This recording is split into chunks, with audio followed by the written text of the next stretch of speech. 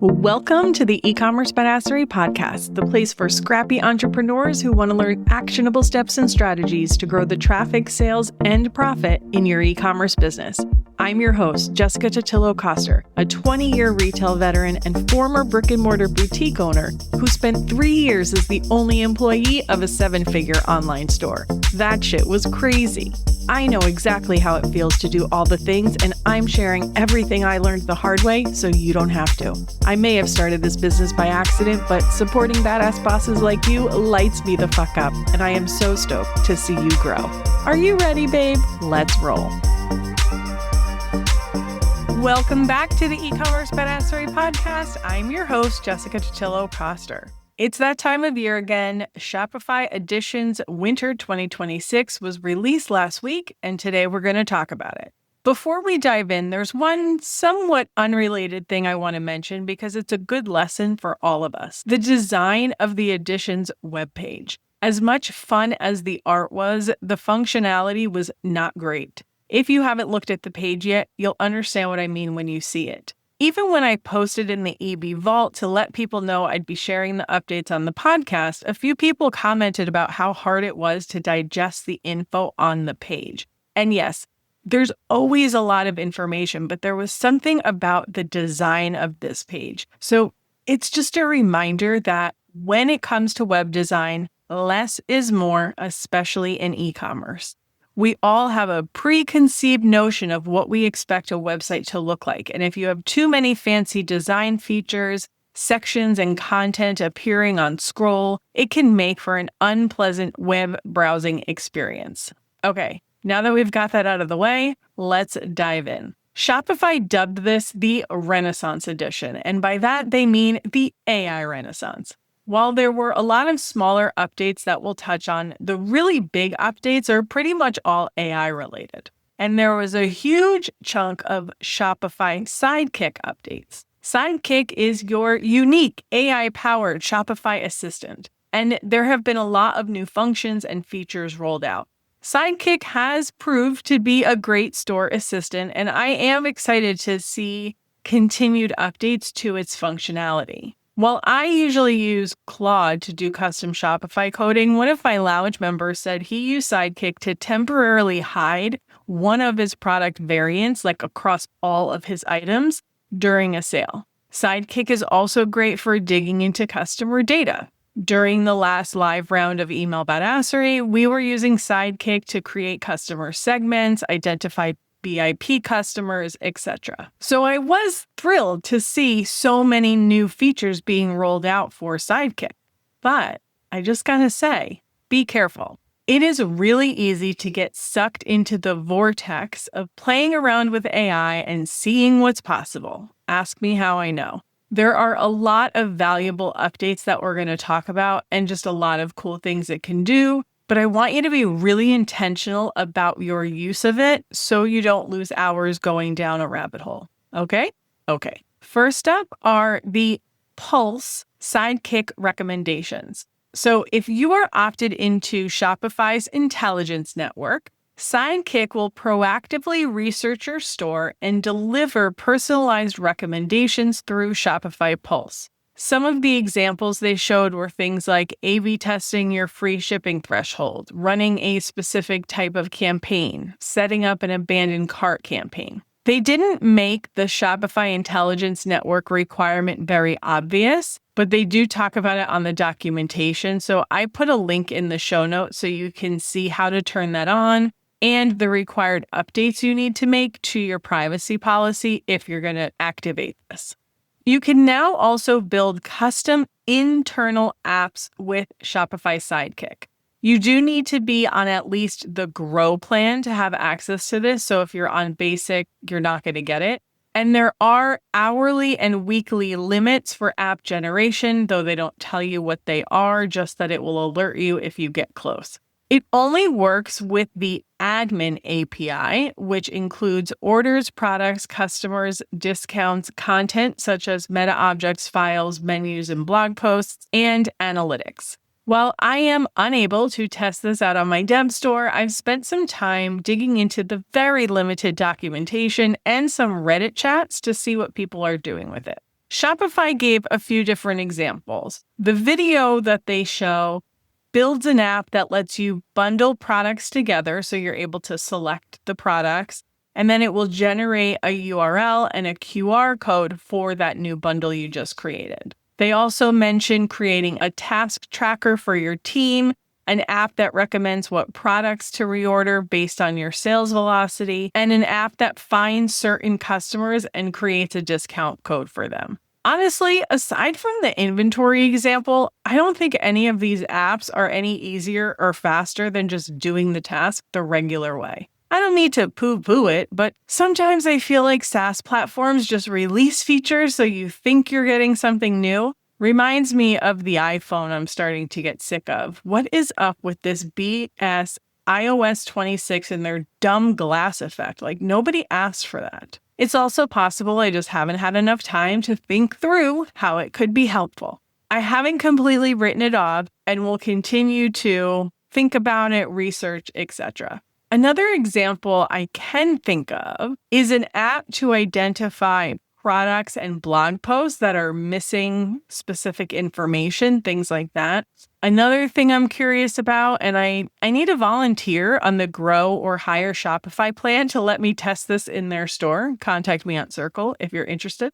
But I'm wondering if we could create an app that would identify and tag best-selling products on a regular basis, for example, weekly or monthly. When I was creating Shopify Flow templates for Shopify Secrets, I tried to create a template like this. Unfortunately, Flow doesn't have access to the product sales data that we need to do that. I was able to build a flow to automate new arrivals. That was super fun. And actually, now that Sidekick can build Shopify flows, which we're going to talk about in a minute, I asked about building this flow that could update bestsellers, but Sidekick confirmed that we can't do that in a flow. But maybe it's possible with an app.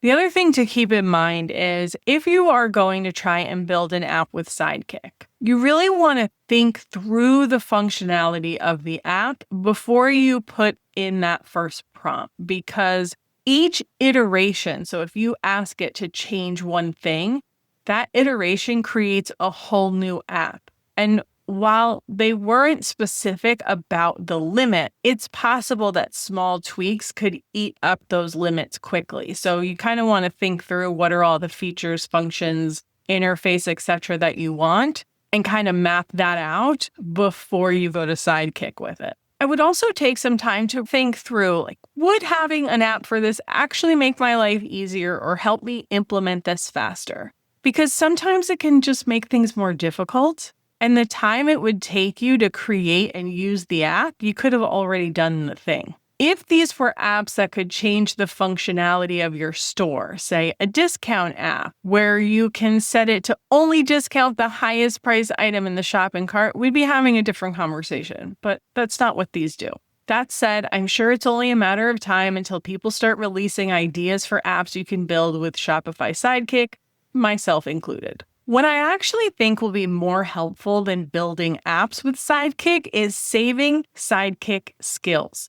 These are essentially saved prompts that you can access with a quick shortcut, which will be great for tasks or analysis that you do regularly. When you look at the Shopify Editions winter page and go to the Sidekick Skills section, if you hover over those example nodes, they look like images, but they're actually links. So when you hover on it, you can click it and then it will open that prompt in Sidekick and save it as a skill for you. So just be logged into your Shopify store. So maybe we can't build an app to manage our bestsellers, but we could create a skill to identify our bestsellers and you just run that every single month. Or maybe you identify a segment of customers who haven't bought from you in a while, and that's something you're going to do on a quarterly basis. Skills are a lot easier to implement and use.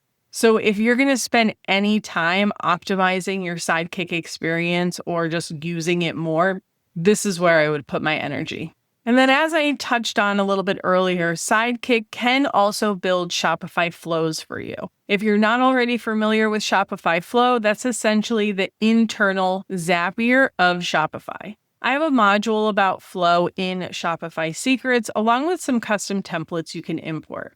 And Shopify has a huge template library of popular actions you might want to implement in your store. And a lot of your favorite apps integrate with Shopify Flow too, so you can trigger based off of events from your apps or take action in them. Using Sidekick to build flows can definitely be a time saver. In my experience, it won't necessarily know something isn't possible until it starts trying to create it, but it's still faster than you going node by node trying to find the trigger action or condition that you're looking for. And of course, Shopify Sidekick is also now a web designer. In addition to creating custom blocks across both 2.0 and Horizon themes, it can make changes to your theme design settings when you pull up a chat while you're in the theme customizer. If you're going to use this, I would create a copy of your theme before you start playing around because there's no confirmation before it makes changes. Sure, you could just not save the theme before you exit the theme customizer, but why risk it? If you want to learn more about using AI to build custom blocks in your theme, I talked about that on the Shopify Editions Summer 2025 episode. It's number 330. This was initially rolled out with Horizon themes, which in that episode, I did my best to talk you guys out of bothering with Horizon themes because they kind of still had a long ways to go and 2.0 has more functionality. Now you can use AI to build blocks in 2.0 themes as well. It is helpful in a pinch, but there are some drawbacks, which I discuss on that other episode. The last Sidekick announcement is Sidekick Extensions. This is technically a developer update, and it's currently in preview. So you won't have access to any of this right now, but it does give you a glimpse into what's coming down the pipeline. So these extensions are essentially how app developers can customize their apps to work directly with Sidekick. It's just like how apps are built to work with Shopify Flow or the minis that are built to work with the Shop app. It can take a while before things come out of developer preview, so we'll have to keep our eye out for announcements or new feature releases from our favorite apps. Now, I'm not sure if you remember this, but back in April 2025, OpenAI, the creator of ChatGPT, announced that they were coming for product discovery and started surfacing product recommendations when someone's prompt showed shopping intent. For example, eco-friendly candles under $50. We talked all about it on episode 328. This, of course, just added fuel to the fire of the reignited conversation around SEO, with merchants and website owners wondering how AI chatbots were going to change the strategy behind SEO implementation. One of the things we explored on that episode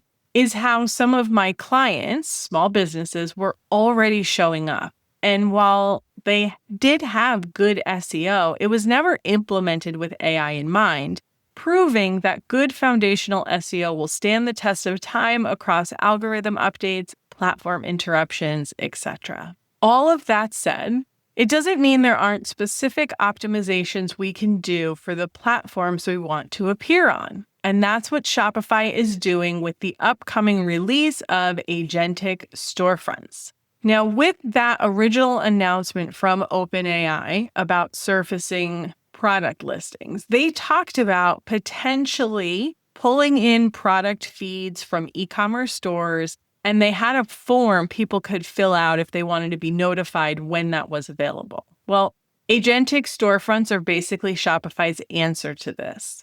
Instead of having to integrate with each AI tool separately, you optimize your product information for AI all in one place, and you're automatically syndicated across all available AI platforms. In Shopify's initial announcement, they named ChatGPT, Copilot, and Perplexity, with more coming soon. Shoppers will also be able to check out directly in the chat, and orders will come through as normal in your Shopify store, with you being the merchant of record and owning the customer information. Because this isn't officially live yet and no timeline was shared, we are limited to the preview video they shared. which you can see on the Shopify Editions page or in the show notes for this episode. And of course, they didn't mention whether or not this was going to cost us as the merchant. To further optimize your store and products for discovery in AI, Shopify released the Knowledge Base app. The name is a bit misleading, with some merchants thinking this was to create a knowledge base on your storefront, but nope, this is specifically for AI. You will have to duplicate any FAQs you have on your customer-facing pages into this knowledge-based app so it's readable by AI.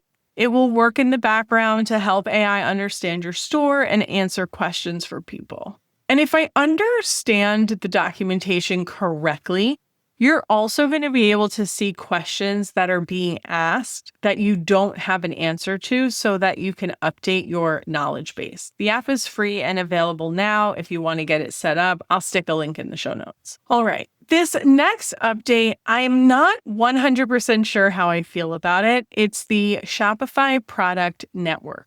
Just like they made drop shipping between stores simpler with the introduction of Shopify Collective, the Shopify Product Network is a way to surface products from other Shopify brands in your search results, collections, emails, and post-purchase pages, earning a commission on every sale. For example, let's say you sell workout clothing. If you opt into this feature, the Shopify Product Network might surface yoga mats on your storefront for customers to buy.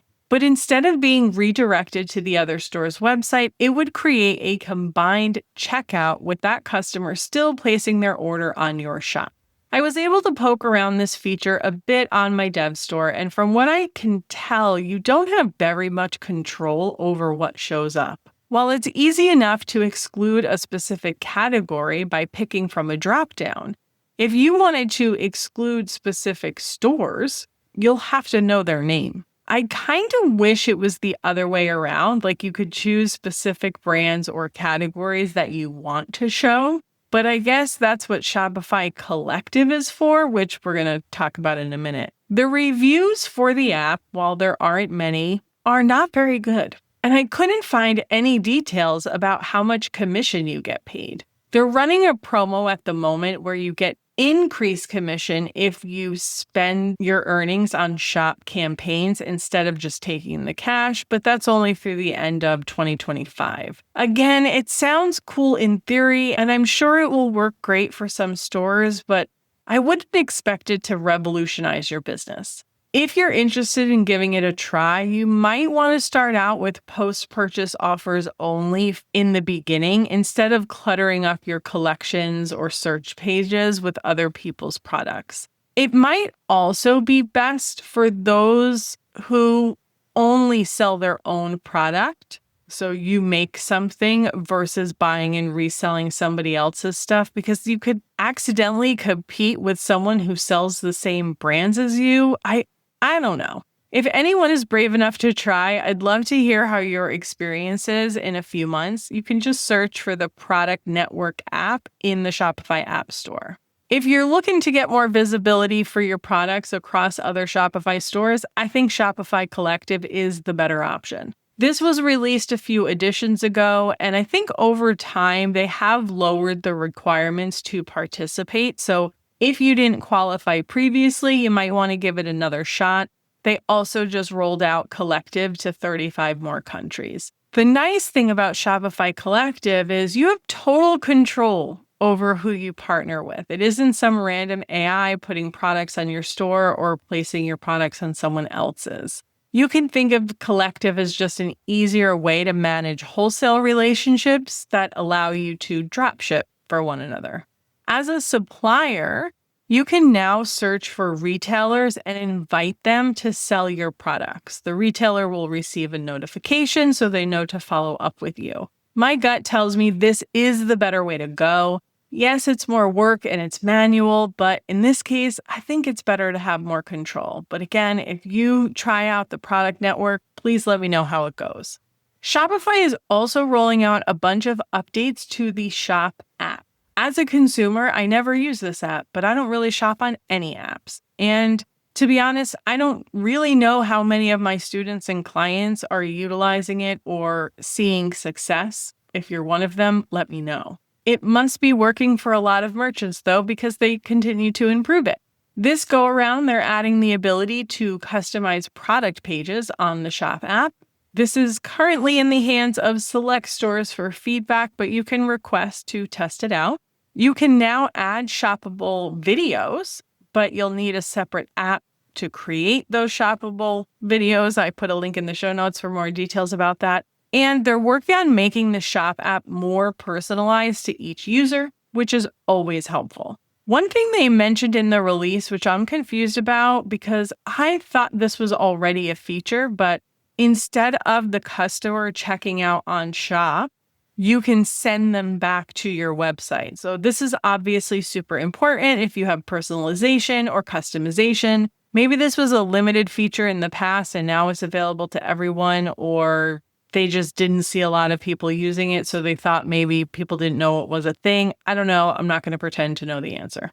For my higher volume stores, you're going to be really excited about the built-in A/B testing that's coming to Shopify. You're going to be able to schedule theme updates and A/B tests with rollouts from within the Shopify admin. There's also a new app called SimGym that will simulate shopping behavior with AI to get actionable data before you go live. This is currently in the notify me when available stage.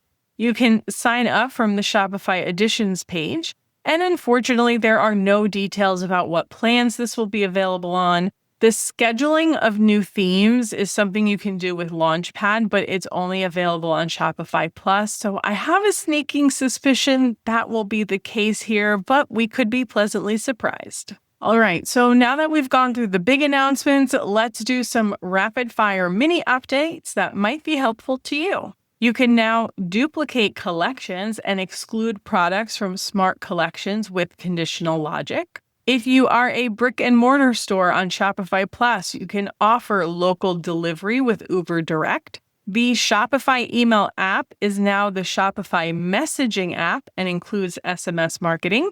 You can process orders on the go in the regular Shopify app with quick sales. That's what they're called. This isn't a replacement for high volume in-person selling. You'll still want POS for that, but I can see it being helpful in a pinch. The Order Printer app now includes bin locations, which is great for larger warehouses. This would have been so helpful at my previous day job. There are also analytics updates such as heat maps, filtering out bot traffic, and seeing details down to the minute, which is helpful when running promotions or flash sales, but please don't get too caught up in that. You can apply discounts to fulfilled orders and issue a refund. So let's say somebody says, oh, hey, I forgot to use this promo code. Now you can go in, edit the order, add the discount, and process the refund from there. So you'll have much more accurate reporting, which is awesome. They announced over 250 updates to Horizon themes, but there's literally no details. And when I poked around a Horizon theme, I didn't notice anything different. What I do know is that Horizon themes still can't use repeating blocks, which is something I've been using a lot for product pages with content from meta objects. If that sounds like gibberish, it's something I cover in Shopify Secrets. So I still don't recommend anyone switch to a Horizon theme. There are also updated widgets for your Apple Watch. Okay, is this really necessary? This one honestly annoyed me because who needs to be that plugged into their store at all times? Please try not to watch your store that closely, except for maybe during a really important launch or promotion. My boss, he used to always have his cha-ching notifications on. It would interrupt meetings all the time. Like, it's just not that serious. And then lastly, default packaging sizes per variant. This was released quietly a few months ago. It doesn't really help with multi-product orders. That's still going to use your main default box. But if you have a lot of one-item orders and multiple different size products, this could help more accurately calculate shipping at checkout. That was a lot. As always, friends, on these episodes, I cover mostly just the big things. You should still go to the Shopify Editions page to take a peek at some of the smaller updates and what else might be relevant to you. For example, if you use B2B on Shopify, there were some helpful updates there. If you use Shopify Balance or Shopify Capital, there's some finance updates for you. We've also got some Shopify payment updates, so you definitely want to go look at that page. Take your time as you're scrolling around because, as I mentioned, I find it terrible to navigate, read, and digest. At the end of the day, just remember to focus on the ones that will truly make a difference in your bottom line and or your operational time. Some of these are just shiny objects that are not going to have much of an impact. And that's a wrap on this week's episode. Make sure you check the show notes for links to the documentation and apps we talked about today. Thanks so much for sticking with me on this one. I hope you're having a wonderful holiday season. Have a kick-ass rest of your week, and I'll see you on the flip side. Thank you so much for listening to today's episode. If you want to learn more about growing your e-commerce business, get started with my free resource library at ecommercebadassery.com/free stuff and get an invite to the Lounge, my e-commerce marketing membership. When you're ready for one-on-one support, apply to work with me at ecommercebadassery.com/apply. Before you go, would you do me a quick favor? Leave a rating and review and tap that follow button. This pushes me up the chart so I can support more scrappy e-commerce entrepreneurs just like you. I'm on a mission to reach as many as I can, and I could really use your help. Thanks so much in advance. Until next time, e-commerce friend, stay badass.